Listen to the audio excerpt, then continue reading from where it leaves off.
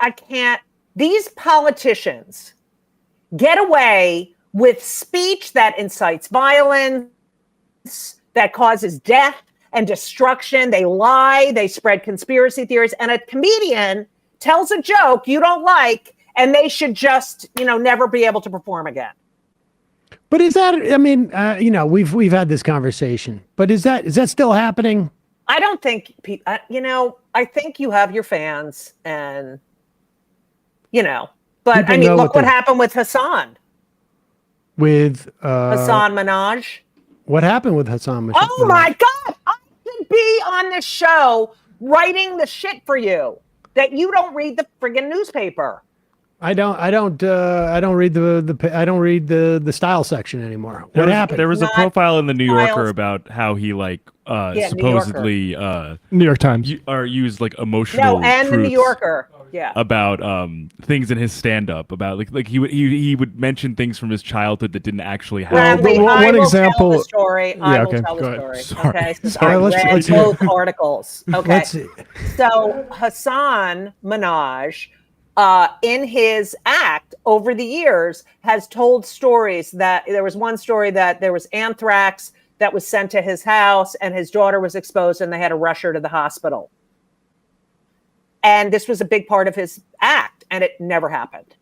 And then there was another story So comedians are now making up stories to be funny? He was making up stories as being a victim of racism, that a FBI informant had infiltrated his mosque, and then a police officer when he was a kid, threw him against a car. And all of these stories are made up, but he said they're emotional truths. But I mean, I believe you can say whatever you want, but people who that really happened to were probably like, oh my God, this guy knows what I'm going through. And yet he was making up, but he calls them emotional truths. But you can still say this happened to this guy or this happened to my friend, or can you believe, so he's in some, lukewarm to hot water. And, all right. And so first off, how did they find out that these weren't true? Well, the New Yorker journalist who was interviewing him, he admitted it essentially to her. And he said, but they're emotional truths. But, that's like, you're a comedian, or what? You were a comedian and you're a journalist now. I mean, I was arguably a comedian and I'm arguably a journalist. Right. So let's do the quotes. But, when you base your act or your persona on social justice or whatever, your politics or, I mean, I found it shocking, and it's one thing to make up, I hate my wife, I hate my kids, that kind of thing. That we all know is just, but to make up these stories like that are so specific and just lie. I mean, how do you trust the guy?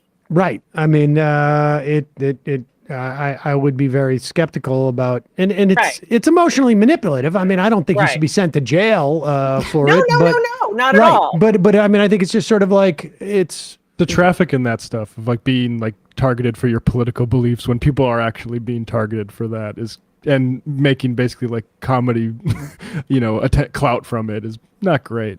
Right. No, it's not. Yeah. But now, where does that fit in your? Well, so in my, I really have put a lot of thought into this, and he's allowed to do whatever he wants. He's allowed to say whatever he wants, but he then has to suffer the consequences of that. That's what I believe. You can do whatever you want, right? But now you're going to have repercussions because of that. And then people know a little bit more about you. They're going to decide, I don't know if I trust this guy. I don't know if I want, that's just what happens. And he's up to be the host of the Daily Show, which, I think would, if I was an executive at Comedy Central, I would be like, Right. Not sure this is going to work in this instance at this point, because there's a lot of credibility issues there. And I guess people are IM me about that he told a story about a girl in high school rejecting him for prom because of his race. And he showed a blurry photo and people figured it out, and then she became the victim of online targeting. That's and it wasn't even true. It wasn't even true that she didn't go to the prom with him because of his race. It was a made up story. She's actually married to an Indian guy. So. But she was targeted online, and he invited her to the show, and she went, thinking they were going to rekindle a friendship, and yet she felt like, oh my God, why am I here when he's sort of, he sounds like a dick. Right, but my manager, they're asking me to go on shows to talk about it. My manager's like, "What? You want to get in trouble? You want to, like it's like I can't say anything anymore." Well, so let me ask you this. Like, so does that cut against like the idea that people would be, I don't know, pissed at, or people would not want to book Jerry Seinfeld because he's insisting that his gay king bit is hilarious and people don't like it anymore? I mean, they're not. I don't even think they're comparable. I think this guy, this Hasan, people, that Patriot Act, his show, like people really, I think, will feel betrayed by him, especially those who felt represented by him. Yeah, I agree. But I mean, people are just reacting to what a comedian is doing. Right. And at the end of the day, like if we're going to, like, if it's okay for people to react to him for that, and Let's take out the high school the prom date, because that there's a real victim there, right? In that instance, but the other stuff, people feel betrayed. They don't like to be manipulated that way. How is that materially different from like people saying like, I don't, your joke is inappropriate. The inappropriate and dishonest, like brutally dishonest, I think are two different things, Well, they are, but I mean, they're being decided by the same. But don't you think he's considered more than, like, I think Jon Stewart is considered more than a comedian. I mean, well, yeah. And the Daily Show, I think Trevor Noah is more than a comedian. I thought, George Carlin was a comedian, but for us, he was more than a comedian. And Richard Pryor, they changed the world, I think. But I think that, that journalistic comedian type thing, there has to be an element of trust. Yeah. I think, but there's a certain element of trust that's associated with just comedians too, don't you think, or no? Yeah, but I think it's a different. I think we're on a different level now. Emma, what the fuck? No, Emma was really offended by what you said to her. She's going to try and regain her composure. Where did she go? Back in a minute. She went to. Did she get up during the last segment? No. I've never seen her do this. Really? I've never seen this type of reaction. Yeah. No, I get what you're saying. But I also think love to argue, Sam. You just want to play devil's advocate. That's true. Matt and Bradley both know that I am right. But these people are probably coming up to him like, "Oh my God, I was the victim of this, and thank you for speaking up." And I'm sure he's like, "You're welcome, you're welcome." And he's in that. That's creepy to me. It's super creepy. Right. It's super creepy to me. So there you go. But I also there's stuff that like Nick DiPaolo does that I find super creepy too. Oh, please, duh. What happened to him? Nothing. As far as I can tell, not much, actually. Really? I mean, he was tolerable. Like, we used to do Tough Crowd, and it was like, oh, shut up, Nick. But now it's gone, oh, my God. I just remember on Beat Cops, actually.